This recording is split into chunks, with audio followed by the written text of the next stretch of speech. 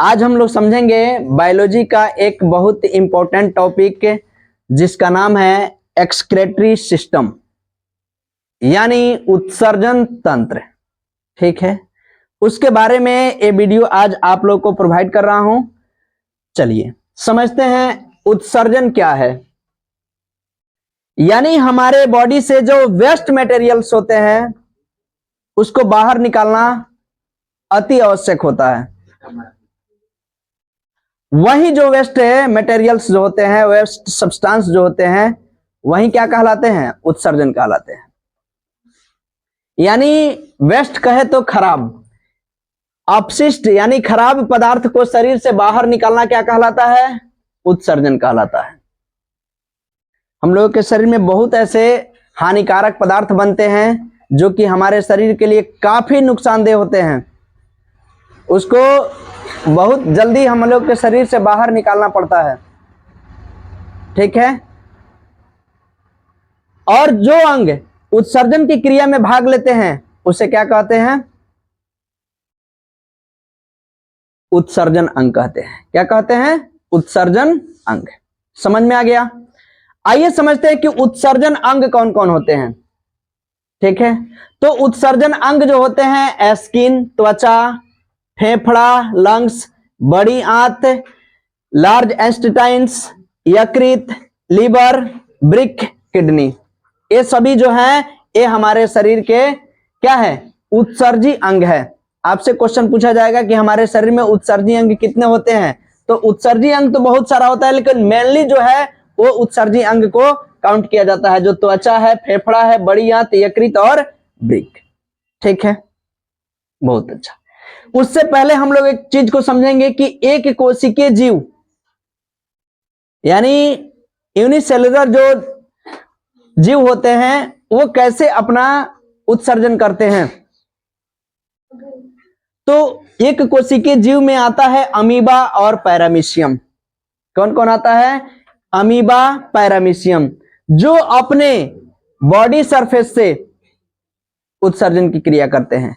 उसमें कोई विशेष अंग नहीं होती है, यानी उनकी कोशिका एक ही कोशिकाओं से पूरा बॉडी का संचालन होता है। एक कोशिकीय जीव इसलिए कहलाते हैं। तो वह उनके लिए कोई विशेष अंग नहीं होती है, वह अपना बॉडी सरफेस से क्या करते हैं? पानी में अपने उत्सर्जी पदार्थ को घोल देते हैं। ठीक है, वहां से वेस्ट को अपने रिमूव कर देते हैं। ठीक है, लेकिन ये जो है ये सब ये बहुकोशिकीय जीव में होता है। बहुकोशिकीय जीव में हम लोग आते हैं कि नहीं? स्तनधारी भी आ जाती है। चलिए, त्वचा का काम क्या है? त्वचा कैसे उत्सर्जन करता है? तो त्वचा पसीना के रूप में, किस रूप में? पसीना। सीबम, जो देखिएगा हम लोग का त्वचा पे तैलीय ग्रंथि पाई जाती है। सवेरे सवेरे जग के देखिएगा तो इस नाकों पे तैलीय पदार्थ चिपका रहता है, वही कहलाता है सीबम। और क्या उत्सर्जित करता है? नमक भी। क्या चीज को? नमक को भी।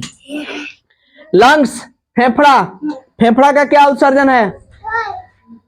कार्बन डाइऑक्साइड, CO2, ये भी अपशिष्ट है। हमारे शरीर से इसको बाहर निकलना अति आवश्यक होता है। जो CO2 कौन उत्सर्जित करता है? फेफड़ा। वाष्प, यानी जब कार्बन डाइऑक्साइड निकलती है तो उसके साथ वाष्प भी निकलता है, पानी की कुछ बूंदें भी निकलती है। बलगम, जो फेफड़ा होता है ना, फेफड़ा, उसी फेफड़ा में जो बलगम होते हैं उसको बाहर की ओर, म्यूकस बाहर की ओर धकेल धकेल करके बाहर की ओर निकलता है, जिससे बहुत सारा बलगम निकलता है। देखिएगा बुढ़ापे में लोग बहुत ज्यादा बलगम निकालते हैं,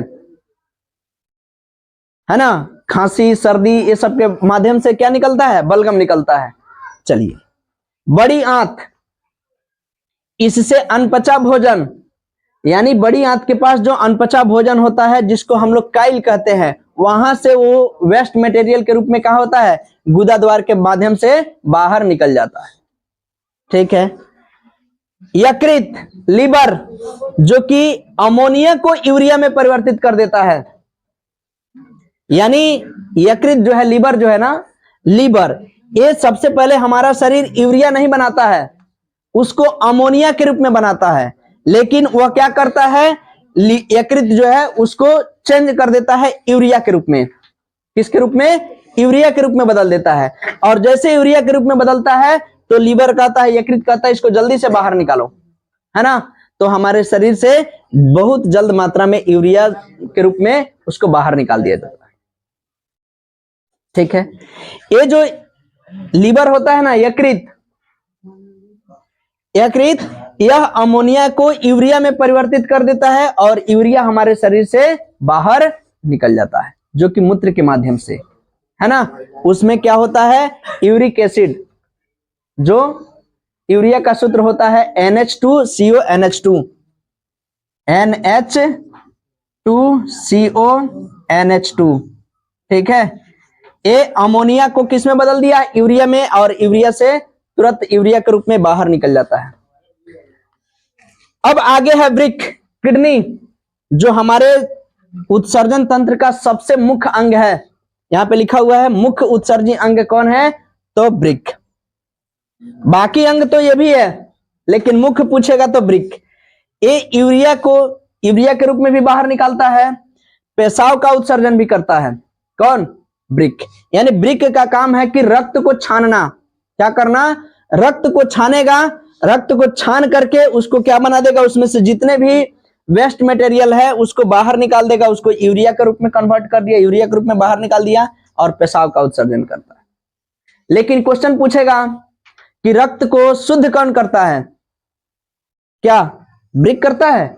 नहीं, वृक्क का काम है रक्त को छानना, और फेफड़ा का काम है रक्त को शुद्ध करना, रक्त में ऑक्सीजन मिला देना, यानी उसको शुद्ध कर देना। ठीक है, तो शुद्ध करने का काम किसका है? फेफड़ा का, और वृक्क का काम है रक्त को छानना। ठीक है, तब तक आप लोग इसका स्क्रीनशॉट लीजिए। समझेंगे हम लोग इसका बनावट क्या है, यानी वृक्क जो है, किडनी है, उसकी आकृति को समझेंगे, कैसे काम करता है इसको देखेंगे। ठीक है, आइए समझते हैं। मनुष्य के शरीर में इसकी संख्या जो है वृक्क की कितनी है? 2। ठीक है, एक ए और एक ए। समझ में आ गया? ये चित्र इसका यही होता है वृक्क का।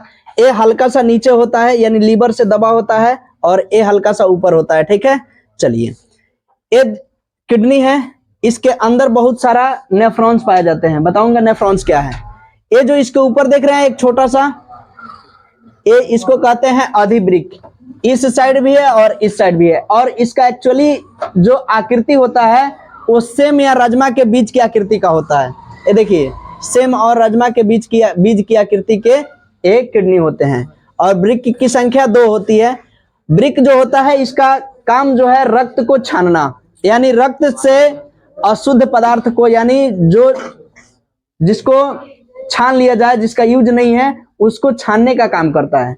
ये छान करके फिल्टर कर देता है, और यहां से कहां भेजता है? जो मेन मटेरियल होता है उसको निकाल लेता है, बाकी सबको क्या बना देता है? ये वृक्क का काम है मूत्र का निर्माण करना, है ना। तो यहां से मूत्र का निर्माण होता है, तो सबसे पहले इसको कहां भेज देता है? मूत्रवाहिनी में भेजता है, और मूत्रवाहिनी से कहां आता है?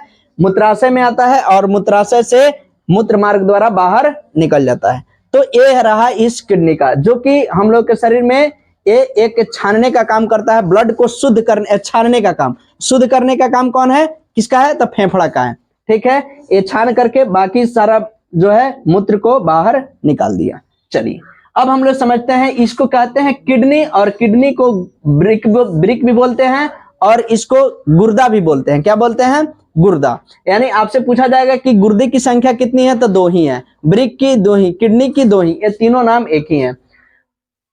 अभी मैंने आप लोग को बताया कि वृक्क जो होता है, किडनी जो होता है, वो मनुष्य के मुख्य उत्सर्जी अंग है। अंग तो बहुत सारे, सहायक अंग में फेफड़ा है, लीवर है, ये सब चीज है, लेकिन मुख्य उत्सर्जी अंग की बात करेगा तो आपका वृक्क। ठीक है, ये मुख्य उत्सर्जी अंग है। कौन? किडनी, वृक्क। क्या करता है? काम इसका क्या है? तो रक्त को छानता है। क्या करता है? रक्त को छानता है। शुद्धिकरण कौन करता है? शुद्ध करने का काम कौन है? रक्त को शुद्ध करने का काम तो फेफड़ा का। देखिए यहाँ पे लिख दिया मैंने, क्योंकि रक्त में ऑक्सीजन को मिलाने का काम फेफड़ा करता है, और ये रक्त को छानता है, रक्त को छान लेता है। ठीक है, उसके बाद किसका निर्माण करता है? तब पेशाब का निर्माण। ठीक है, एसिड और बेस के रूप में। अगर इसको कहे तो पीएच को कंट्रोल करने का काम करता है, यानी ज्यादा एसिडिक नहीं होने देगा, ज्यादा बेसिक नहीं होने देगा। तो ये पीएच को भी कंट्रोल करता है, नियंत्रित करता है और जहर को निष्क्रिय बना देता है। सबसे इंपॉर्टेंट है कि वृक्क के पास, किडनी के पास अगर कोई भी जहरीला पदार्थ चला जाता है तो उसको निष्क्रिय करने में यह सबसे अहम भूमिका निभाता है। ठीक है, चलिए, तो जहर को क्या कर दिया, निष्क्रिय बना दिया। बताइए, कोई व्यक्ति जहर खा लेता है, कोई व्यक्ति जहर खा लिया तो उसका जांच कहां से होगा, वृक्क से होगा कि लीवर से होगा? लीवर से किया जाता है। ठीक है, क्योंकि जहर सबसे पहले लीवर में जाता है तो लीवर को वहां पे नुकसानदेह पहुंचा देता है। अगर वो पहले वृक्क में चला जाता तो वृक्क को तो नुकसान पहुंचाता ही पहुंचाता, लेकिन वृक्क जो है उसको क्या कर देता है, जहर को न्यूट्रल बना देता है, यानी निष्क्रिय कर देता है, उसकी क्षमता को निष्क्रिय। हमारे शरीर में बहुत सारे जहरीले पदार्थ जाते हैं लेकिन वृक्क उसको क्या कर देता है, निष्क्रिय कर देता है। ये काम है किसका, वृक्क का। ठीक है, संख्या कितनी होती है, 1 और 1 2। आकार इसका कैसा है, आकार राजमा, राजमा या सेम के बीज, इसी आकृति का होता है। ठीक है, संख्या कितनी, 2 2 कहे तो एक जोड़ी। वृक्क कितने जोड़ी होती है, तो 1 जोड़ी। यहाँ पे आपको जोड़ी में भी पूछेगा तो वृक्क की कितनी संख्या होती है, तो 2, और जोड़ी में पूछेगा तो 1 जोड़ी। ठीक है, भार कितना होता है, तो प्रत्येक वृक्क का भार होता है 140 ग्राम। एक वृक्क का है, यानी प्रत्येक वृक्क का भार कितना है, 140 ग्राम। तो 2 गो वृक्क है तो कितना हो जाएगा, 280 ग्राम हो जाएगा। चलिए, एक झिल्ली होता है जो इस वृक्क को ढका रहता है, यानी बाहरी झिल्ली जो होता है उस झिल्ली को कहते हैं पेरिटोनियम झिल्ली। क्या कहते हैं, पेरिटोनियम झिल्ली। हम लोग पढ़े थे कि फेफड़ा जो जिस झिल्ली में है उसको क्या कहते हैं, पेरिकार्डियम झिल्ली। उसके नीचे एक द्रव होता था पेरिकार्डियल द्रव। ठीक है, उसी तरह मस्तिष्क जो है हम लोग का एक झिल्ली में बंद है, यानी एक कवच में बंद है, तो उसको कहते हैं मेनिंजाइटिस। क्या कहते हैं, मेनिंजाइटिस, यानी वो जो झिल्ली है उसको क्या कहते हैं, वो चीजें कहते हैं। ठीक है, उसी की वजह से मतलब बहुत सारा चीजों को रखाव भी, मतलब सुरक्षा भी मिल जाता है। ठीक है, मेनिंजिस झिल्ली करके नाम होता है। उसी तरह ये झिल्ली का नाम क्या है, यानी वृक्क के झिल्ली को कहते हैं पेरिटोनियम झिल्ली। ठीक है, बाहरी भाग, यानी वृक्क का बाहरी भाग, देखिए ये वृक्क है, मैंने इसका एक छोटा सा चित्र इधर बना दिया। ठीक है, वृक्क का ये भाग है तो इसको 2 भागों में बटा हुआ है। देखिए, एक भाग बाहर है और एक आंतरिक भाग है। ठीक है, तो ये बाहरी जो परत है, बाहरी भाग है, इसको क्या कहते हैं, तो इसको कॉर्टेक्स बोलते हैं। वृक्क के बाहरी भाग, क्वेश्चन पूछा जाता है कि वृक्क के बाहरी भाग को क्या कहा जाता है, तो कॉर्टेक्स। अब वृक्क के आंतरिक भाग को क्या कहा जाता है, तो मेडुला। मेडुला यानी एम से क्या होता है, मिडिल, तो मिडिल का मतलब बीच में, और एम से होता है मेडुला, यानी ये जो मिडिल वाला भाग है वो क्या कहलाता है, तो मेडुला। वृक्क का बाहरी भाग कॉर्टेक्स, वृक्क का आंतरिक भाग मेडुला, और जहां से प्रवेश द्वार करता है उसको रेनल हाइलम बोलते हैं। क्या बोलते हैं, रेनल हाइलम। इसी रेनल हाइलम में सबसे ज्यादा क्या होता है, इस रेनल हाइलम में सबसे ज्यादा यहाँ पे अमोनिया होता है, जो अमोनिया को किस में बदल देता है, ये अमोनिया को नाइट्रोजन में बदल देता है, यानी ये यूरिया में बदल देता है, नाइट्रोजनी जिसको पदार्थ बोल सकते हैं उसमें बदल देता है। लेकिन सबसे ज्यादा बनता क्या है, अमोनिया। तो अमोनिया का सूत्र NH3 जो कि रेनल हाइलम के पास होता है, और इसमें बहुत सारे क्या होते हैं, नेफ्रॉन्स होते हैं, नेफ्रॉन्स। ठीक है, देखिए आंतरिक भाग मेडुला 2 भागों में होता है। तो पहला भाग, बाहरी भाग को कॉर्टेक्स, आंतरिक भाग को मेडुला, प्रवेश द्वार को रेनल हाइलम बोलते हैं, जहां पे अमोनिया जो होता है मैक्सिमम मात्रा में होता है, और इसमें होते हैं, इसकी इकाई को हम लोग कहते हैं नेफ्रॉन। किसी भी चीज का इकाई कैसे पता चलता है, अगर मैं बोलूं कि इस रूम का, इस घर का इकाई क्या है, इसमें क्या क्या बना है, ईंट से भी बना है, सीमेंट लगा है, बालू लगा है, पानी लगा है, सब चीज लगा है, लेकिन सबसे अधिक मात्रा में किसका प्रयोग हो रहा है, तो जो अधिक मात्रा में होता है उसी को इकाई बोलते हैं, यूनिट बोलते हैं। तो इसमें ईंट हो गया इसका यूनिट, उसी तरह इसमें जो हो गया वृक्क का यूनिट क्या हो गया, नेफ्रॉन्स, क्योंकि इसकी संख्या 8 लाख होती है। कितनी होती है, 8 लाख, इसमें 8 लाख से 10 लाख तक नेफ्रॉन्स पाए जाते हैं, जो कि ब्लड जो होता है शुद्धि मतलब छानता है, उसमें से कोई भी अगर गाढ़ा पदार्थ है, चाहे जो छानने वाला है, उसको पूरा तरह से वो छान करके अलग कर देता है। ठीक है, इसलिए नेफ्रॉन की इकाई आपसे पूछेगा ब्रिक की संरचनात्मक इकाई को क्या कहते हैं, तो नेफ्रॉन्स कहते हैं। कितने का क्या कहते हैं, नेफ्रॉन्स। इनकी संख्या कितनी होती है, तो लगभग 8 से 10 लाख तक नेफ्रॉन की संख्या होती है। कहाँ, ब्रिक में। सबसे ज्यादा अमोनिया कहाँ होता है, तो सबसे ज्यादा होता है जहां पे रेनल हाइलम जो है, जहां पे प्रवेश द्वार है, यहीं पे सबसे ज्यादा क्या होता है, अमोनिया होता है, जिसको इसमें बहुत सारे नेफ्रॉन्स पाए जाते हैं, उसको किस में बदल देता है, वह नाइट्रोजनी क्षार मतलब नाइट्रोजन युक्त में बदल देता है, जिसको क्या कहते हैं हम लोग, यूरिया बोलते हैं। और वहीं से मूत्र बन करके आता है, जिसमें यूरिया भी होता है 2%। ठीक है, तब तक इसका स्क्रीनशॉट आप लोग लीजिए, फिर हम लोग आगे चलते हैं। अभी हम लोग समझे थे ब्रिक का बाहरी भाग है कॉर्टेक्स, ब्रिक का आंतरिक भाग मेडुला, और ब्रिक में कितने नेफ्रॉन्स होते हैं, तो अभी हम लोग 8 से 10 लाख चर्चा किए थे। आइए अब हम लोग समझते हैं कि नेफ्रॉन्स कैसे होते हैं, उसका एक डायग्राम को जूमिंग करके मैंने यहाँ पे आप लोग के सामने बना दिया। ठीक है, तो ये होते हैं नेफ्रॉन्स, जो कि ब्रिक का संरचनात्मक इकाई को क्या कहते हैं, नेफ्रॉन्स। और नेफ्रॉन्स की संख्या 8 से 10 लाख है ना। उस 10 लाख में से एक नेफ्रॉन्स का इतना बड़ा इमेजिंग दिया गया है आप लोग के सामने। ठीक है, आइए समझते हैं। ये कुछ इस आकार का होता है नेफ्रॉन्स, प्रत्येक नेफ्रॉन्स की आकृति यही होती है। ठीक है, इस नेफ्रॉन्स में यहाँ पे कुछ जाली जैसी रचना देख रहे हैं आप लोग, इसको हम लोग कहते हैं ग्लोमेरुलस। क्या कहते हैं, ग्लोमेरुलस। इसका काम क्या है सर, इसका काम जो है, रक्त जो आता है, रक्त, उस रक्त को टोटली उसमें से जो भी मटेरियल्स है उसको छान देना।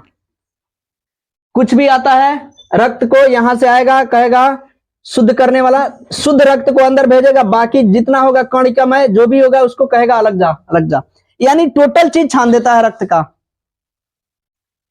ग्लोमेरुलस, इसका काम क्या है, रक्त को छानना। छान दिया। जैसे इसके जस्ट अंदर वाले भाग होता है बुमेन कैप्सूल, बुमेन सैम्पुट। ठीक है, ये क्या कहता है कि रक्त का इस सारा चीजें को छान के हटा दिया, जितना उसमें अपशिष्ट था वो भी हटा दिया, जितना उसको जो आवश्यक था उसको भी हटा दिया। ठीक है, तो ये कहता है कि नहीं, किसको चाहिए, जो अशुद्ध है उसको केवल हटाइए। अब यह जो काम करता है बुमेन सैम्पुट, यह जो इसको छान करके हटा दिया उसको पुनः एब्जॉर्ब यानी अवशोषित करता है, जो इसके लिए लायक है उसको अवशोषित कर लेता है। ठीक है, और अवशोषित कर लेता है, अवशोषित करके ए कहां भेज देता है, बाकी ए अवशोषण का क्रिया हो जाता है। ठीक है, और हम लोग के शरीर में उसकी जो यहां से वेस्ट मटेरियल इसको निकाल दिया और इसको पुनः अवशोषण। याद रखिएगा कि पुनः अवशोषण हम लोग का ओरिजिनल किडनी में होता है। ठीक है, लेकिन जब डायलिसिस की क्रिया होती है, जब हम लोग का किडनी खराब हो जाता है, ब्रिक खराब हो जाता है, तो उसमें एक पाइप लगा दिया जाता है। उस पाइप में कोई अवशोषण नहीं होता है, जिसके कारण हम लोग का रक्त में जो मटेरियल्स आना चाहिए वो नहीं आता है, पुनः अवशोषण नहीं हो पाता है। तो ये बुमेन कैप्सूल जो है, बुमेन सैम्पुट जो है, यह आवश्यक पदार्थ को पुनः क्या करेगा, एब्जॉर्ब करेगा, जो ग्लोमेरुलस हटा दिया था। ठीक है, तो यहां एब्जॉर्प्शन की क्रिया भी होती है, याद रखेंगे। चलिए, ग्लोमेरुलस क्या करता है, तो अल्ट्राफिल्ट्रेशन यानी इसको निषादन कर देगा, टोटली चीज को छान के हटा देगा। इसका नाम है छन्ना, छान देगा। रक्त से कणों को छानता है, जितना कणिकामय रक्त होगा जो भी होगा उसको सबको छान के हटा देगा, हटा दिया। शुद्ध रक्त को वापस, शुद्ध रक्त को कहां भेज देता है, वापस भेज देता है। ठीक है, चलिए अब देखिए ग्लोमेरुलस से कहां रक्त जाता है, बुमेन में। जो बुमेन क्या करता है, बुमेन कैप्सूल कहते हैं, बुमेन सैम्पुट कहते हैं, जो कि रक्त में पुनः जो चीजें आवश्यक है उसको, आवश्यक पदार्थ को पुनः अवशोषण यानी उसको पुनः से एब्जॉर्ब करेगा।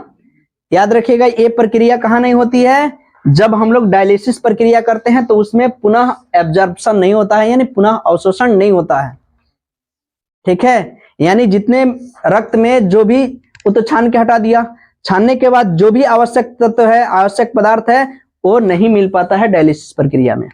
चलिए, अब यहां से आवश्यक पदार्थ को पुनः अवशोषण कर लेता है कौन? वुमेन कैप्सूल या वुमेन सैम्पुट। ठीक है, यूरिया को अलग कर देता है। किसको अलग करता है? यूरिया को अलग कर देता है। और वुमेन सैम्पुट सीधे किसके पास भेज देता है? नेफ्रॉन्स के पास। और नेफ्रॉन्स क्या करता है? यूरिन, बहुत सारा मात्रा में पेशाब बना देता है, और पेशाब का निर्माण करने का काम किसका है? नेफ्रॉन्स का है। ठीक है, अब जब वृक्क खराब हो जाता है तो उसके लिए हम लोग क्या करते हैं? डायलिसिस, अपोहन। एक वृक्क खराब होगा कोई फर्क नहीं पड़ेगा, इंसान जितना काम करता है, जो भी करता है, वो चलता रहेगा। दिक्कत कब होती है? जब दोनों खराब हो जाता है। ठीक है, अगर किडनी किसी से लेना भी है, अगर कोई आपके जान संपर्क में, अगर किडनी, मम्मी पापा ये सब तो दे ही सकते हैं, अगर आपका एक किडनी खराब हो गया तो उनसे ले सकते हैं, तो उससे काम हो सकता है। लेकिन जब सीधा किडनी को ट्रांसप्लांट कराना है तो मृत शरीर से 48 घंटे के अंदर उस मरीज से क्या निकाला जा सकता है? किडनी निकाल करके लगा दिया जाएगा, जिससे वो आदमी बच सकता है। ठीक है, तो ये डायलिसिस की प्रक्रिया होती है, जो कहा होती है जब एक किडनी यानी किडनी खराब हो जाती है, दूसरे भी खराब हो जाती है, तब अपोहन की क्रिया से उस व्यक्ति में रक्त का प्रवाह किया जाता है। तो डायलिसिस याद रहेगा क्या? डायलिसिस को कभी कभी अपोहन देता है। ठीक है, तो याद रखिएगा, जब वृक्क खराब हो जाता है तो डायलिसिस प्रक्रिया द्वारा शरीर में रक्त का प्रवाह किया जाता है। ओके, यहाँ नेफ्रॉन्स किस चीज का निर्माण कर दिया? पेशाब का। आइए अब हम लोग चलते हैं पेशाब के बारे में। ठीक है, इसको कहते हैं यूरिन। ये पेशाब जो है, इसमें पेशाब में क्या होता है? जल की मात्रा 95%, सबसे अधिक जल इसी में होता है। ठीक है, 95% मात्रा में जल हो गया। एक दिन में हम लोगों का प्रतिदिन मूत्र कितना विसर्जित होता है? 1.5 से 2 लीटर प्रतिदिन। 1.5 लीटर प्रतिदिन मूत्र बनता है, यानी पेशाब। ठीक है, इसमें यूरिया कितना %? यूरिया 2.6% यूरिया होता है, जो कि यहां से आया, नेफ्रॉन जो छान करके दे दिया, ये यूरिया। लवण कितना %? नमक 2.0%, यानी 2%। पेशाब का पीएच मान 6। इसमें क्रिएटिनिन प्रोटीन होती है जो 0.3% होती है। ठीक है, इसी से गर्भावस्था की जांच होती है। यही क्रिएटिन नामक जो द्रव्य है, प्रोटीन्स हैं, इससे क्या होता है? इसी से गर्भ अवस्था की जांच की जाती है। ठीक है, स्वभाव कैसा होता है? तो सर, जब पीएच मान 6 है तो कैसे होगा? कैसा होगा बताओ? अम्लीय प्रकृति का होगा। स्वभाव इसका कैसा होगा? अम्लीय। ठीक है, पीला रंग किसके कारण? यूरोक्रोम। लैट्रिन वगैरह का पीला रंग किसके कारण? बिलिरुबिन के कारण। शरीर का पीला रंग बिलिरुबिन के कारण, और मूत्र का पीला रंग यूरोक्रोम के कारण। याद रखिएगा, एक क्वेश्चन पूछा जाता है कि मूत्र का पीला रंग किसके कारण? यूरोक्रोम। ठीक है, मूत्र में गंध भी आती है। मैंने बताया कि सबसे पहले अमोनिया के रूप में आता है, वहां से उसको क्या करता है? उसको छान करके यूरिया के रूप में कन्वर्ट कर देता है। ठीक है, और यूरिया के रूप में, यूरिया को जल्दी शरीर से क्या होता है? अपशिष्ट के रूप में बाहर निकाल दिया जाता है, जो मूत्र बनता है। और मूत्र जब विसर्जित हो जाता है, कहीं देखते हो कि सरकारी हॉस्पिटल, स्कूल या कहीं सार्वजनिक स्थल होते हैं, वहां पे लोग मूत्र बहुत ज्यादा अधिक मात्रा में विसर्जित करते हैं, काफी मात्रा में। तो उससे होता क्या है कि दीवार जो होता है उसमें अधिक मात्रा में यूरिया, कुछ समय के बाद क्या बन जाता है? वो यूरिया जो होता है वो अमोनिया में बदल जाता है। और अमोनिया बहुत विषैला गैस है और गंध वाली गैस है। इसमें इतनी ताकत होती है कि उस दीवार को लोग ढा देता है कि नहीं है? एक किसके वजह से? अमोनिया की वजह से। अमोनिया का सूत्र क्या होता है? NH3। यूरिया का सूत्र क्या होता है? यूरिया NH2 CONH2, ये यूरिया का फॉर्मूला होता है। देखिए इसमें भी अमोनिया है कि नहीं है ना, और इसमें भी अमोनिया। तो गंध किसके कारण, मूत्र में गंध किसके कारण आता है? ताजे मूत्र में गंध नहीं होती है, लेकिन जैसे जैसे ऑक्सीजन से अभिक्रिया करता है तो उसमें बहुत सारा गंध हो जाती है, अमोनिया में बदल जाता है, जिसके कारण उसमें गंध होती है। चलिए बाकी हम लोग समझते हैं, जब तक इसका स्क्रीनशॉट लीजिए।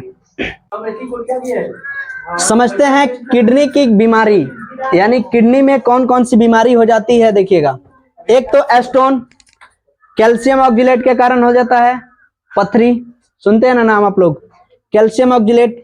उसके बाद यूरेनिया, जिसमें अमोनिया की अधिक मात्रा हो जाएगी तो कौन सी बीमारी हो जाएगी? यूरेनिया। फिर उसके बाद ग्वाइट यानी गठिया, कौन सी बीमारी? गठिया। यूरिक एसिड, जब गठिया सुनते हैं ना, जहां जहां जोड़ होता है, जोड़, वो जोड़ में एक द्रव होता है, जो द्रव खत्म होकर के वहां पे यूरिक एसिड की मात्रा बढ़ जाती है तो वो गठिया की बीमारी हो जाती है। काफी दर्द होता है, बुढ़ापा में तो बैठा ही नहीं जाता है। देखिएगा बूढ़े लोग लाठी के सहारा से बैठते हैं, आप लोगों में भी से उस तरह किसी को हो नहीं ना गया है। चलिए, तो ये किसके कमी से किसके कारण होता है? तो ये बीमारी है किडनी की, ठीक है। यूरिक एसिड बढ़ जाना, अमोनिया बढ़ जाएगा तो यूरेनिया, गठिया हो जाती है, यूरिक एसिड बढ़ जाती है तो किडनी खराब हो जाता है। तो उसका ट्रांसप्लांट मैंने बताया था 48 आवर यानी 48 घंटे के अंदर में आप किडनी प्लांट करा सकते हैं, यानी वहां से ट्रांसप्लांट हो जाएगा। मुख्य उत्सर्जी पदार्थ, मुख्य उत्सर्जी पदार्थ क्या होता है? तो पेड़ पौधे में लसा, गोंद, ये सब क्या है? उसका उत्सर्जी पदार्थ होता है। यहां तक पेड़ पौधे का उत्सर्जी पदार्थ, ऑक्सीजन भी उसका उत्सर्जी पदार्थ में ही आता है, ठीक है, क्योंकि वह ऑक्सीजन उत्सर्जित करता है तो हम लोग का श्वसन का प्रक्रिया चलती है। पादप और पेड़ में क्या उत्सर्जी पदार्थ होता है? तो लासा और गोंद, ठीक है। यूरियोटेलिक, यूरियोटेलिक का मतलब, यूरिया का मतलब यूरिया, टेलिक का मतलब होता है उसको उत्सर्जित करना, निकालना। तो यूरियोटेलिक का होता है यूरिया उत्सर्जन। जो भी यूरियोटेलिक जीव होते हैं जो यूरिया का उत्सर्जन करते हैं, एग्जाम्पल स्तनधारी, स्तनधारी में मानव और पशु सब आते हैं, ठीक है, समझ में आया? स्तनधारी यानी स्तन का मतलब होता है कि जो अपने बच्चों को जन्म दे और दूध पिलाए, ठीक है, स्तनधारी। बेसिक रूप से बहुत लोग कहते हैं कि स्तन में हम लोग पुरुष में नहीं होता है, स्तन पुरुष में भी होता है, महिला में भी होता है, लेकिन जब हम लोगों में स्तन नाम की एक ग्रंथि होती है जो कि वो नहीं बढ़ती है, लेकिन ये महिलाओं में होती है स्तन ग्रंथि, जो कि वो बढ़ जाती है, ठीक है, 12-13 वर्ष की अवस्था में बढ़ जाती है, जिससे उसमें उभार आ जाता है, तो वो स्तन होता है। तो ये स्तनधारी में मनुष्य भी आता है, पशु भी आता है, यानी मेल फीमेल सब, ठीक है, पुरुष में भी होता है स्तन। चलिए, यूरियोटेलिक,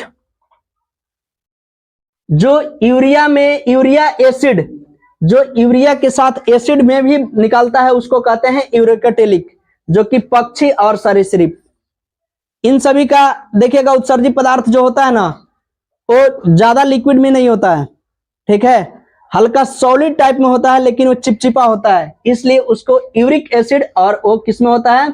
पक्षी और सरीसृप में, ठीक है।